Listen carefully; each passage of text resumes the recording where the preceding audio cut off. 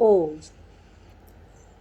नमस्ते सते ते जगत कारणाय, नमस्ते चिते सर्व लोकाश्रयाय,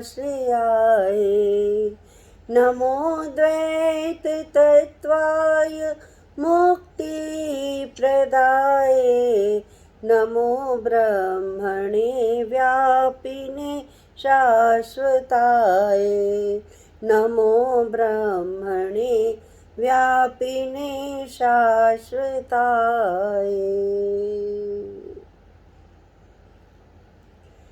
आर्य समाज रानी बाग के इस साप्ताहिक कार्यक्रम में उपस्थित आर्य समाज की बहुत ही यशस्वी प्रधान हमारी बड़ी बहन, जो कि प्रांतीय आर्य महिला सभा की संरक्षिका भी हैं और उत्तरी वेद प्रचार मंडल महिला मंडल की भी संरक्षिका हैं, और बड़ी ही कुशलता से इस कार्यक्रम को संचालित करती हैं हमारी गायत्री माता जी। वैसे तो इनका नाम स्वर्णा माता जी है, स्वर्णा दीदी, हम तो स्वर्णा दीदी ही कहते हैं, स्वर्णा जी कहते हैं, लेकिन अब ये जिस रूप में उभर कर हमारे समक्ष में उपस्थित हो रही हैं, तो वो गायत्री माता के रूप में उपस्थित हो रही हैं। तो मैं तो आपको बहुत बहुत नमन करती हूँ कि आप इतने ऊंचे ऊंचे कार्य, इतने ज़्यादा अच्छे कार्य कर रहे हो। नमन है आपको, आपको भी, आपकी शक्ति को भी, और आपकी धुन को भी, और आपके पूरे परिवार को भी, जो कि आप इस तरह से बड़े बड़े कार्यों को कर रही हैं। और हमारे बीच में रानी बाग आर्य समाज की कोषाध्यक्षा भी हैं। मेरे समक्ष में बैठी हुई मेरी बहुत सारी बहनें हैं। फरीदाबाद से कृष्णा भाटिया जी दिख रही हैं, इंदु मेहता जी विशाखा एनक्लेव से दिख रही हैं, और भी बहुत सारी सरोज आहूजा जी दिख रही हैं, चंचल आर्य जी, बहुत सारी मेरी बहनें दिख रही हैं। तो मैं सभी को वंदन, नमन और आप सबका अभिनंदन करती हुई मैं आज अपने विषय को आगे बढ़ाऊंगी। जैसा कि नमस्ते जी, राज अरोड़ा जी, नमस्ते जी, नमस्ते जी। इंदिरा आहूजा जी भी दिखाई दे रही, इंदिरा आहूजा जी भी दिखाई दे रही हैं। बहुत बहुत स्वागत है आप लोगों का। नमस्ते जी, सभी को नमस्ते, सभी को नमस्ते।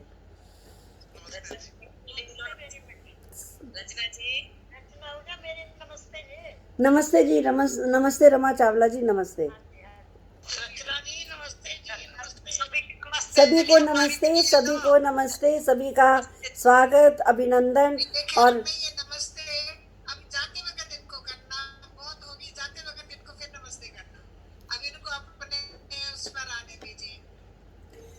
जैसा कि हम सब जानते हैं, आजकल चातुर्मास का कार्यक्रम चल रहा है। हम सब लोग इन दिनों में वेद पाठ किया करते थे और घर घर जाकर वेद पाठ करते थे, और हम सब सामवेद का पाठ किया करते थे, ये हम सबको मालूम है। और वैदिक संस्कृति में ये जो चातुर्मास का है एक विशेष स्थान है, और इसमें हम लोग स्वाध्याय को, पठन पाठन को, जो कि आर्य समाज का तीसरा नियम है, वेद का पढ़ना पढ़ाना और सुनना सुनाना सब मनुष्यों का परम धर्म है, इसकी हम लोग अनुसरण करते हुए हम लोग इस तरह से कार्य 4 महीने में हम लोग कार्य किया करते हैं। 4 मास का ये हमारा कार्यक्रम होता है। तो मुझे बहुत ही प्रसन्नता हुई जब हमारी बड़ी बहन अंजना जी ने मुझे ये बोला कि आप इस बार हमारे कार्यक्रम में आकर के अपने कुछ विचारों को साझा करें मेरे साथ। तो मैं अपना ये बहुत बड़ा सौभाग्य समझती हूँ, और आपको धन्यवाद भी देना चाहती हूँ कि आपने मुझे इस योग्य समझा कि मैं आपके समक्ष आऊँ और अपने विचारों को आपके समक्ष प्रस्तुत कर सकूं। हालांकि मैं जानती हूं कि आप सभी बहनें बहुत विदुषी हैं और मुझसे भी अच्छी तरह से अपनी बात को रख सकती हैं, लेकिन फिर भी मैं आपका बहुत बहुत धन्यवाद करती हूं। हम लोग पूरे 1 हफ्ते से पीछे जन्माष्टमी मना रहे हैं। श्री कृष्ण जी की जयंती मना रहे हैं, श्री कृष्ण जी का हम लोग पर्व मनाते चले आ रहे हैं। और उस पर्व में गीता से संबंधित हम सब लोगों ने बहुत ही प्रवचन भी सुने, बहुत ही हमने अच्छे अच्छे दृष्टांत भी सुने, हमने अच्छी अच्छी उनके बातें भी सुनी गीता के विषय में। जो कुछ भी बहुत अच्छे अच्छे हमारे बीच में प्रवचनकर्ताओं ने प्रवचन रखे। और इतना मैं कहना चाहती हूँ कि गीता में जो गीता का मुख्य उद्देश्य है वो है कर्म करना। कैसे हम कर्म करें, किस प्रकार से हम कर्म करें तो जाकर के हम अपने जीवन में सफलता की ऊंचाइयों को प्राप्त कर सकते हैं। और जैसा कि हम जानते हैं कि उस परम पिता परमात्मा ने हमें बड़े ही सौभाग्य से ये मनुष्य का जन्म देकर के भेजा है। और कहा भी है कि बड़े भाग मानुष तन पावा, सुर दुर्लभ सुर सब ग्रंथ ही गावा, साधन धाम मोक्ष कर द्वारा, पाए न जई पर लोक से धारा। अर्थात कि हमें अनेक जन्मों के पश्चात ये मनुष्य का जन्म प्राप्त होता है। और ये हम सब जानते हैं कि जैसे मनुष्य योनि है इसी तरह से और भी बहुत सारी योनियां हैं, लेकिन सब की सब जितनी भी योनियां हैं वो सब की सब भोग योनियां हैं। और हमारी जो मनुष्य जन्म है ये उभय योनि कहलाती है। उभय योनि मतलब उसमें कर्म भी कर सकते हैं और उसके हम फलों का भी आनंद उठा सकते हैं। अर्थात कि जो कार्य हम करते हैं उसका फल हमें अवश्य ही मिलता है। तो बड़ी सुंदर परिभाषा की स्वामी दयानंद ने आर्यदेश रत्नमाला में कर्म की करी है कि जब हम जो व्यक्ति अपने मन से, वचन से, कर्म से जब कोई इंद्रिय से कोई विशेष कर्म करता है, मन से, वचन से और शरीर से जब कोई क्रिया विशेष करता है ना, तब उसको कर्म कहा जाता है। कर्म क्या है? कर्म तो देखिए हम लोग सब कर रहे हैं, हम लोग आ रहे हैं, जा रहे हैं, खा रहे हैं, पी रहे हैं, सो रहे हैं, जग रहे हैं, सब काम कर रहे हैं, ये भी कर रहे हैं, वो भी कर रहे हैं। लेकिन ये जो जितने भी कर्म है ना, ये सब के सब हमारे स्वाभाविक कर्म हैं। कर्म वो कहलाता है जब हम किसी उद्देश्य विशेष के साथ अपना कोई कर्म करने के लिए उद्यत होते हैं, तब हम उसको कर्म कह सकते हैं। अब जैसे अभी आप ही देख लीजिए, जैसे हम लोग रानी बाग आर्य समाज के इस वेबिनार में बैठे हुए हैं, तो ये हमारा विशेष कर्म है। तो इसको तो हम ये कहेंगे ना कि इसका तो हमें फल अवश्य मिलने वाला है। और इसी तरह से ही जो भी कर्म किए जाते हैं, जैसे कोई शारीरिक कर्म है, अब जो हम ये वाला कर्म कर रहे हैं ना, तो ये शारीरिक कर्म भी है, ये मानसिक कर्म भी है और ये वाचिक कर्म भी है। तीनों तरह का कर्म है। और हम सब इस तरह के कर्मों को करते हुए जब हम अपना जीवन व्यतीत करते हैं तो फिर हमको उसका फल अवश्य ही मिलता है। क्यों? क्योंकि कोई भी कर्म किया हुआ व्यर्थ नहीं जाता। अगर दूसरे शब्दों में मैं ये कहूँ कि जो भी कर्म हम करते हैं वो एक बीज का रूप ले लेता है, वो एक संस्कार बन जाता है। और जब तक उसको उचित हवा, पानी, जलवायु मिलता है तो वो फिर पल्लवित और पुष्पित होता है।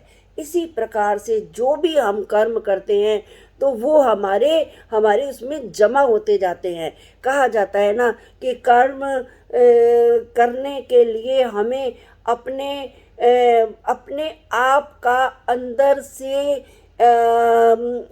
आत्मावलोकन भी करना पड़ता है। वो कैसे? कर्म कैसे उत्पन्न होता है?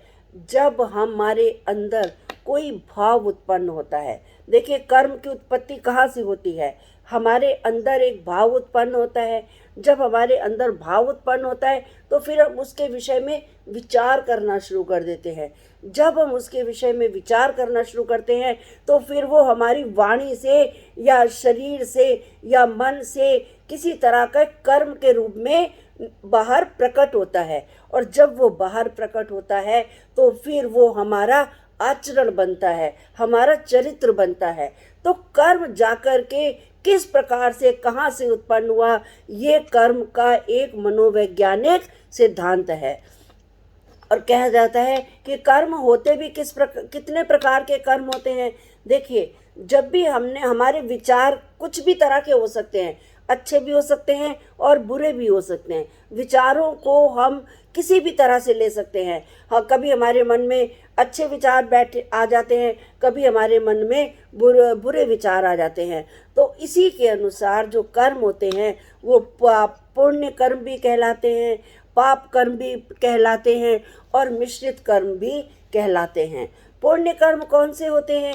जब हम किसी के लिए मन से, वाणी से, इंद्रियों से कोई अच्छा बात सोचते हैं, करते हैं, तो वो जो होते हैं हमारे पुण्य कर्म होते हैं। और उनका जो रिजल्ट है, उनका जो फल है, वो भी हमें सकारात्मक ही मिलता है, वो भी हमें उसका फल बहुत अच्छा लगता है। इसके विपरीत जो हमारे बुरे कर्म हैं, पाप कर्म कहे जाते हैं, अर्थात कि हमारे मन में किसी के लिए दुर्भावना आ जाना और हमने किसी के लिए कुछ गलत बोल देना या शरीर से ही कुछ ऐसी असंवैधानिक चेष्टा कर देना, ये जो होते हैं, ये वाले जो कर्म होते हैं, ये हमारे पाप के कर्म होते हैं। तो इनका जो फल भी हमें वैसा ही मिलता है। और तीसरे तरह के कर्म कौन से होते हैं? मिश्रित कर्म होते हैं। मिश्रित कर्म क्या? हम अगर कोई अच्छा काम करना होता है तो, ध्यान दीजिएगा, अगर कोई अच्छा काम करना होता है तो उसके लिए हमें कुछ ऐसा कर्म भी करना पड़ता है जिससे कि किसी दूसरे को हानि हो सकती है। जैसे एक किसान है, वो बीज बोता है। अगर वो बीज बोने के लिए खेत में जाएगा, वहाँ पर वो उसकी गुड़ाई करेगा, घास काटेगा, खेत की सफाई करेगा, तो सब कुछ करेगा, तो उसके करने में क्या होगा कि उसमें जो छोटे छोटे जीव जंतु या एटमॉस्फेयर में है या ज़मीन में है, मिट्टी में है, उनका हनन होगा। लेकिन उनका हनन किस लिए किया? उसने जान के तो नहीं किया। अब ये कह लीजिए कि ये अब उनकी ही, ईश्वर की ही व्यवस्था थी, तो जा कर के उसने इस तरह से किया। और जब उसने उसमें बीज बोया और जब उसमें उसके फल निकले, फूल निकले, जब वो आनंदित हुआ, तो वो जो है उसका पुण्य कर्म बन गया। तो इसको कहा जाएगा कि वो मिश्रित कर्म है। और पाप और पुण्य के जो फल होते हैं ना, हर एक व्यक्ति को भुगतना ही पड़ता है। कोई भी कर्म ऐसा नहीं होता जिसका फल जो व्यक्ति करता है उसको न भुगतना पड़े। देखिए, मैं जा रही हूँ, या कोई भी व्यक्ति रास्ते में जा रहा है, वो बगीचे से निकला, उसने देखा कि वृक्ष पर बहुत सुंदर एक लाल लाल सा आम लटक रहा है। उसका मन हुआ कि मैं आम खाना चाहता हूँ। उसकी आँख ने देखा आम खाना है, तो आम खाने के लिए, आम तोड़ने के लिए आँख तो जा नहीं सकती। अब उसको लेकर के वहाँ कौन जाएगा? उसके पैर लेकर के जाएंगे।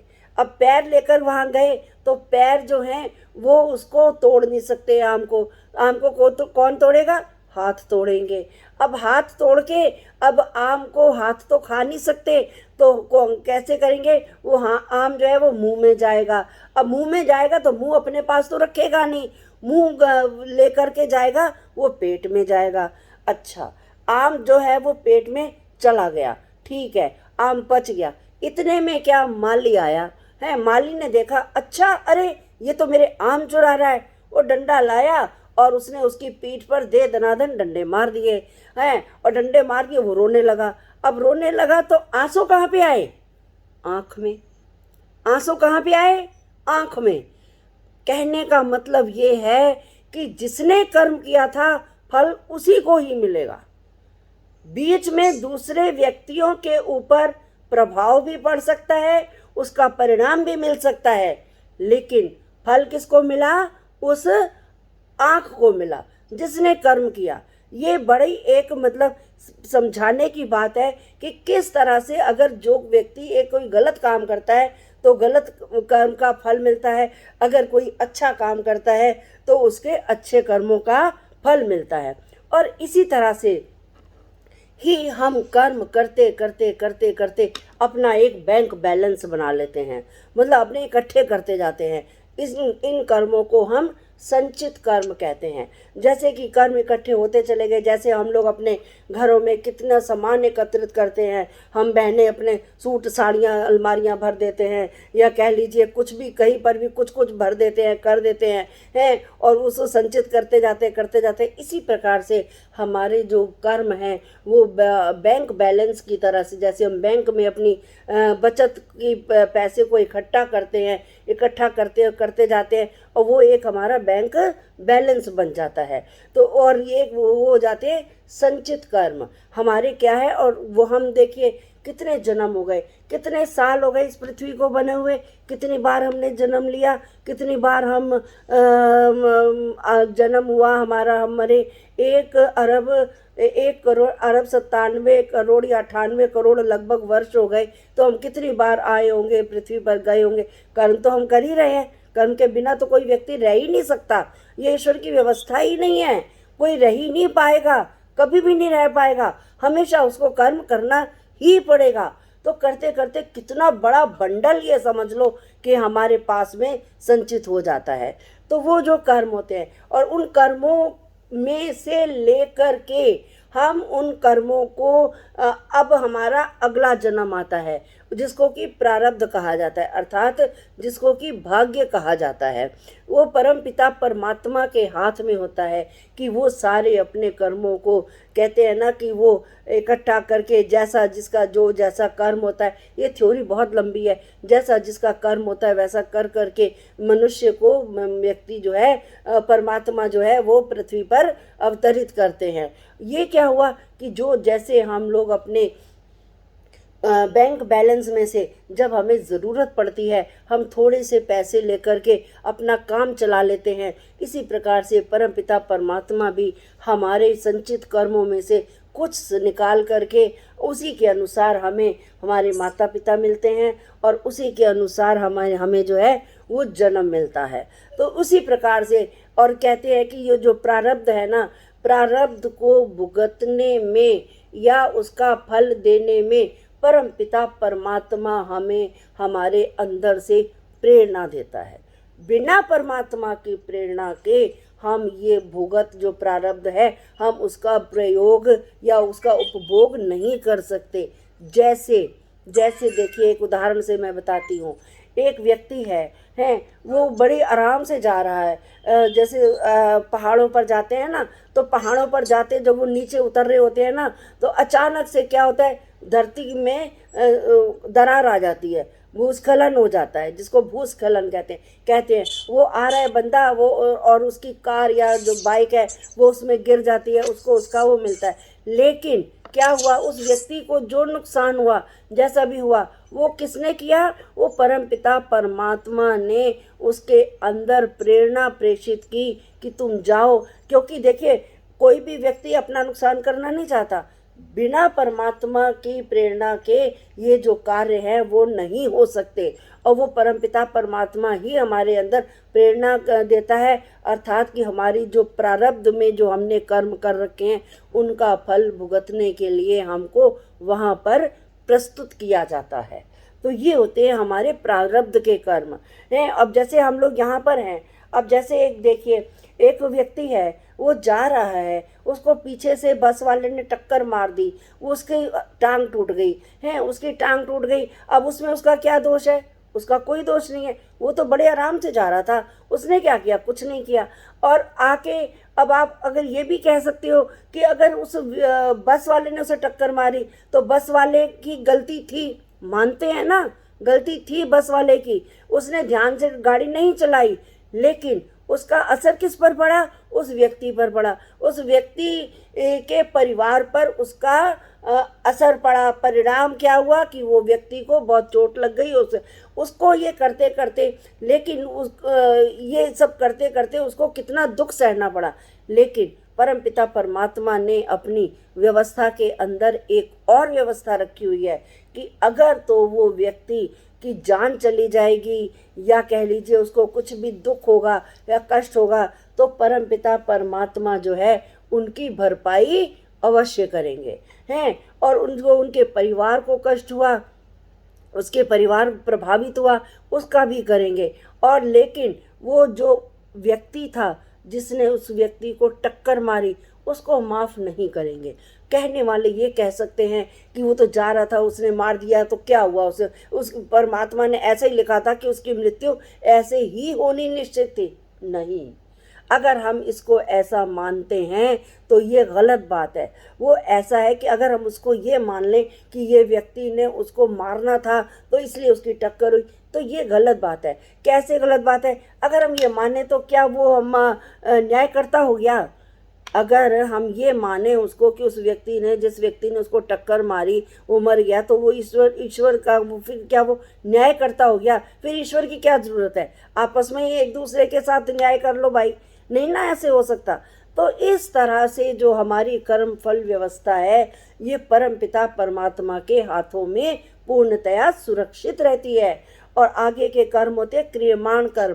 क्रियमाण कर्म कौन से होते हैं? वो जो हम एट प्रेजेंट, वर्तमान में जो हम काम कर रहे होते हैं, वो क्रियमाण कर्म कहलाते हैं।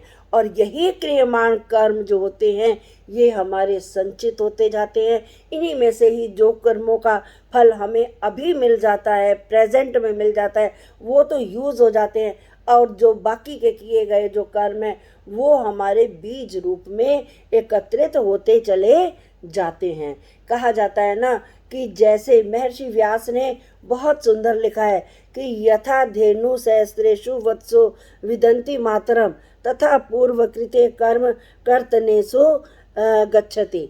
कि जैसे एक बछड़ा अपने अपनी सहस्त्रों गायों में से भी अपनी माँ को ढूंढ लेता है ना, इसी प्रकार जो कर्म हमारे, चाहे हमने जब मर्जी कर रखे हो, कभी भी कर रखे हो, तो वो जो है वो अपने कर्ता को अवश्य ढूंढ लेते हैं। ऐसा नहीं होता कि जी कर्म मैंने किया और फल उस दूसरे को मिल जाए, चाहे अच्छा है या बुरा है, ऐसा कुछ नहीं होता और ऐसा हो भी नहीं सकता है। तो वो परमपिता परमात्मा की ही व्यवस्था में रहता है। और भी कहा गया कि बहुत सुंदर जो कर्म होते हैं हम लोग करते हैं, किस प्रकार से, देखिए गीता में बहुत सुंदर उपदेश आए हुए हैं कि कर्म के फल की हमें इच्छा नहीं करनी चाहिए, हमें कर्म करने में आगे बढ़ना चाहिए, हमें हमेशा कर्म करते रहना चाहिए।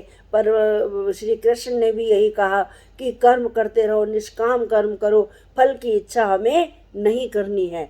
और अगर हम यजुर्वेद का 40वां अध्याय देखें, उसका दूसरा मंत्र भी यही कहता है, कुर्वन्ने वे कर्माणि जिजी विशेषताम समा एवं तो नान्य थे तो अस्ति न कर्म लिप्यते नरे।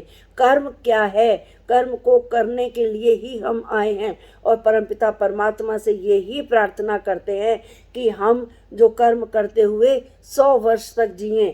और उस 100 वर्ष तक जीने में क्या होगा कि जैसे देखिए कर्म करते करते करते करते हमें जो है इतनी समझ आनी चाहिए, इतना हमारे में कौशल होना चाहिए। गीता भी तो ये कहती है ना, योग कर्मसु कौशलम। गीता भी तो यही कह रही है, समत्वम योग उच्यते, कि अर्थात कि जो भी काम हम करें, जिस प्रकार का भी हम काम करें, वो कार्य करने में हमारी कुशलता होनी चाहिए। कुशलता कैसे होगी? कोई भी कार्य हम कर रहे हैं, चाहे हम पढ़ ही रहे हैं, चाहे हम सुन ही रहे हैं। मैं अभी देख रही हूँ यहाँ पर हमारी बहनें मेरे सामने बैठी हुई हैं, तो बड़े ध्यान से सुन रही हैं, अर्थात कि योग पूर्वक आप सुन रहे हो, अर्थात मन लगाकर ध्यान से आप सुन रहे हो। और जब ध्यान से कोई काम किया जाता है ना, सुना जाता है ना, तो वो हमारा सीधा हमारे अंतःकरण पर जाकर के अंकित होता है और वो हमें पता रहता है कि हाँ हमने ये काम कब किया था, कब हमने सुना था या क्या किया था। और एक शब्द भी अगर हमारे हृदय में उतर जाता है ना, तो वो जीवन जो है हमारा निकल जाता है, हमारा पलट जाता है।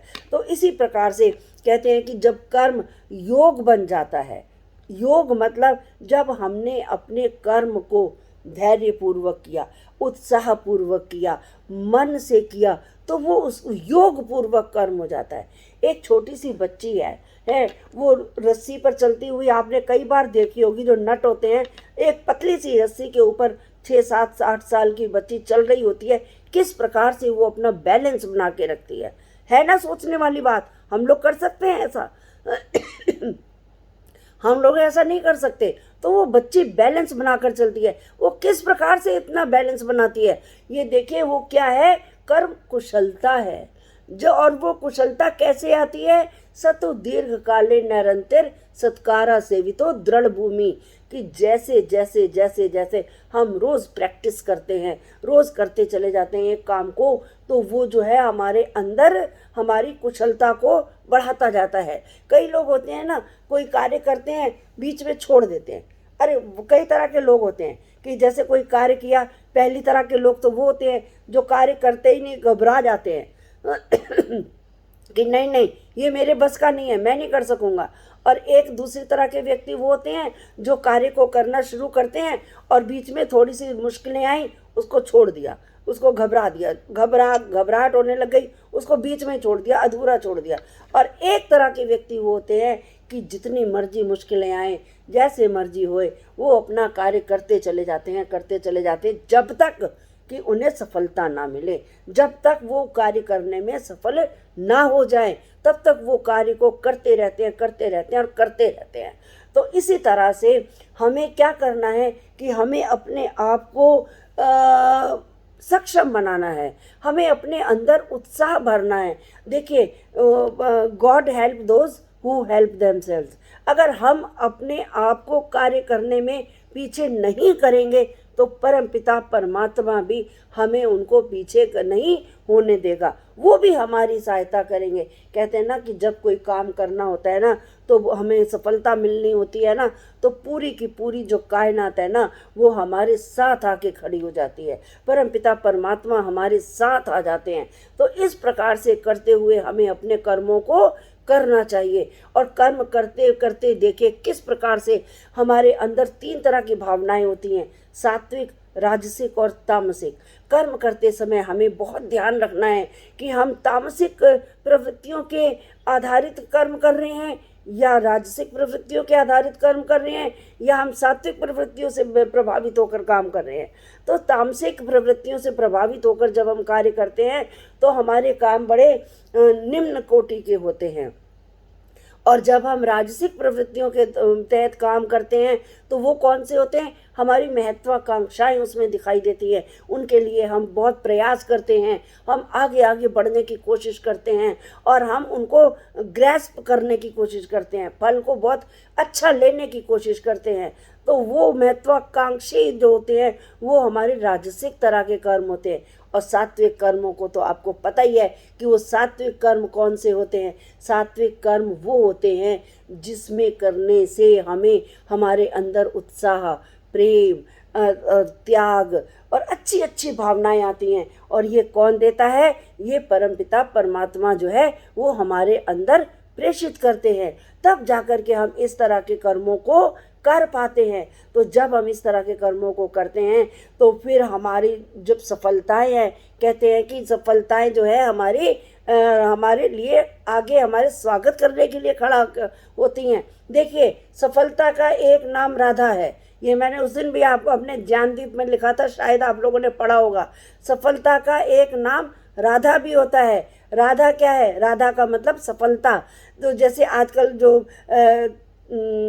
समय चल रहा है, गीता प्रवचनों का समय चल रहा है, मैं उस दिन पढ़ रही थी कि देख रही थी कि राधा कृष्ण जी जो है राधा को अपने साथ रखते हैं। राधा क्या थी, उनके कहने को तो बहुत सारी कहानियाँ उनके बारे में प्रसिद्ध है कि उनकी मामी राधा थी या जो कुछ भी है, मतलब बड़ी सारी कहानियाँ, समय हो रहा है मेरा, तो बहुत सारी कहानियाँ उनके बारे में प्रसिद्ध है। लेकिन नहीं, असली जो मतलब है राधा का है वो सफलता है। सफलता मतलब कहने के लिए कि हम किसी भी कार्य में करें, और श्री कृष्ण ने उनको सफलता प्राप्त की। किस में सफलता प्राप्त की, देखिए बचपन से लेकर अंत तक अगर हम उनका जीवन देखते हैं तो उन्होंने कष्ट भी बहुत सहे, मुश्किलें भी बहुत सही, बहुत ज़्यादा। उनका मामा इतना आतताई था और उनके जीवन में इतनी मतलब बाधाएं आई, इतनी उनके जीवन में समस्याएं आई, लेकिन वो ऐसे महापुरुष थे जो कभी भी नहीं घबराए और उन्होंने अपनी राधा को हमेशा प्राप्त किया। अपनी राधा को उन्होंने हमेशा प्राप्त किया, कभी भी उन्होंने छोड़ा नहीं। और वो क्यों छोड़ेंगे, क्योंकि राधा तो उनकी प्रेयसी थी। अब आप चौंक गए सुन के कि प्रेयसी कहाँ से आ गया शब्द। प्रेयसी वो होता है जिससे कि हमें हमारी भी कोई हमारा भी कोई प्रेमी है और उसकी भी कोई प्रेयसी है। पुरुषों की प्रेयसी होती है, स्त्रियों का प्रेमी होता है। और वो जब आपस में मतलब एक दूसरे के बिना नहीं रह सकते। नहीं रह सकते का मतलब क्या है कि हम किसी भी कार्य में इतने जुट जाएं, इतने जुट जाएं, इतने जुट जाएं कि हमें सफलता प्राप्त करनी ही करनी है, चाहे कुछ भी हो। तो जैसे कि एक प्रेयसी अपने प्रेमी को प्राप्त करने के लिए मेहनत करती है, कोशिश करती है, हर बाधाओं को भाग जाती है। हीर रांझा की कथाएं आपने सुनी होंगी, कितनी सारी कथाएं आपने सुनी हैं। तो वो जो अगर हम प्रेयसी की तरफ से अब हम प्रेमी और प्रेयसी को मान कर चले तो वो जो अब हमें सफलता है क्यों नहीं मिलेगी, क्यों ऐसा कोई कारण नहीं है कि हमें सफलता ना मिले, अवश्य मिलेगी। तो बहुत सुंदर ये जो राधा का जो प्रसंग है, अगर मैं कहूँ तो अब समय नहीं है, मैं उसको और भी खोल के बता सकती हूँ, आपको आधा घंटा और लग जाएगा, लेकिन आपका समय नहीं है, हो रहा है।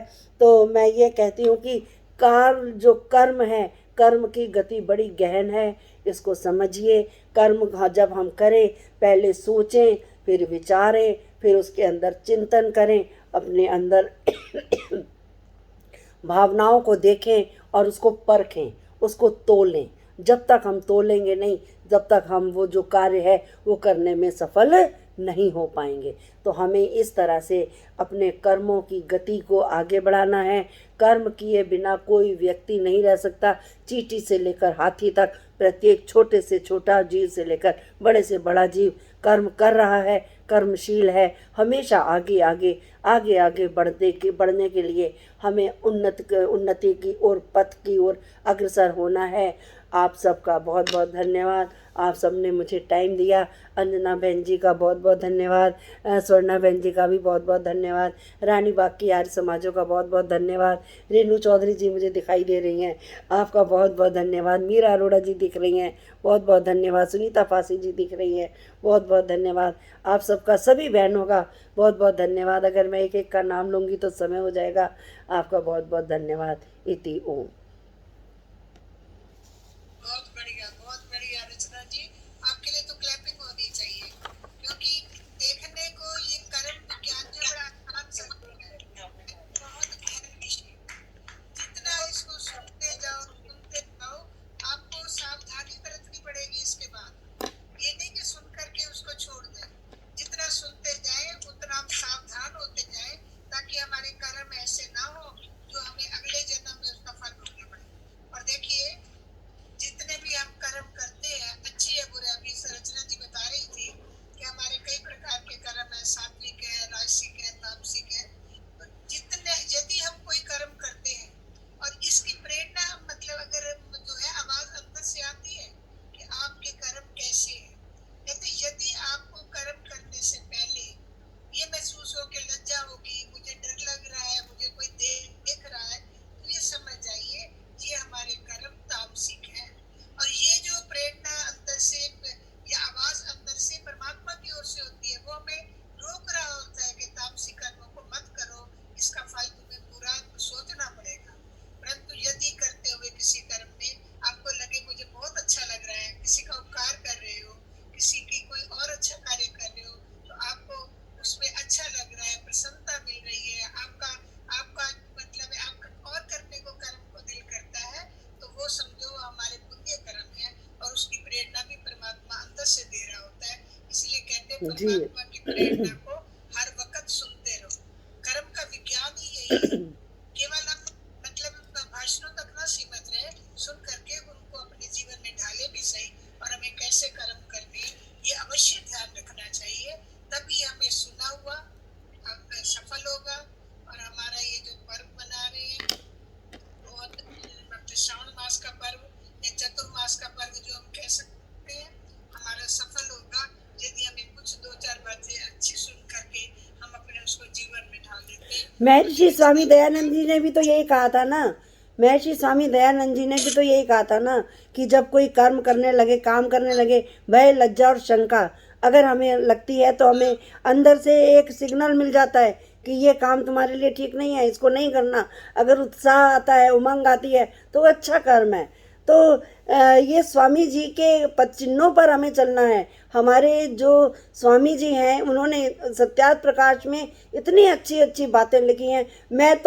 मैंने सत्यार्थ प्रकाश नहीं पढ़ा था, लेकिन जब से अब मैंने लॉकडाउन में पूरी इसकी स्टडी की है या पूरा मैंने पढ़ा है, तो मुझे एक एक बात समझ आई है और सचमुच में वो अनुकरणीय है। हम सबको करना चाहिए, हम सबको मानना चाहिए और इसका एक्सपेरिमेंट भी करके देख लीजिए। अगर आप कहीं पर भी शंका हो तो आप एक्सपेरिमेंट करके देखिए और उसको आगे फिर प्रयुक्त करिए अपने जीवन में, आपको अवश्य सफलता मिलेगी। रचना जी, धन्यवाद। बहुत अच्छा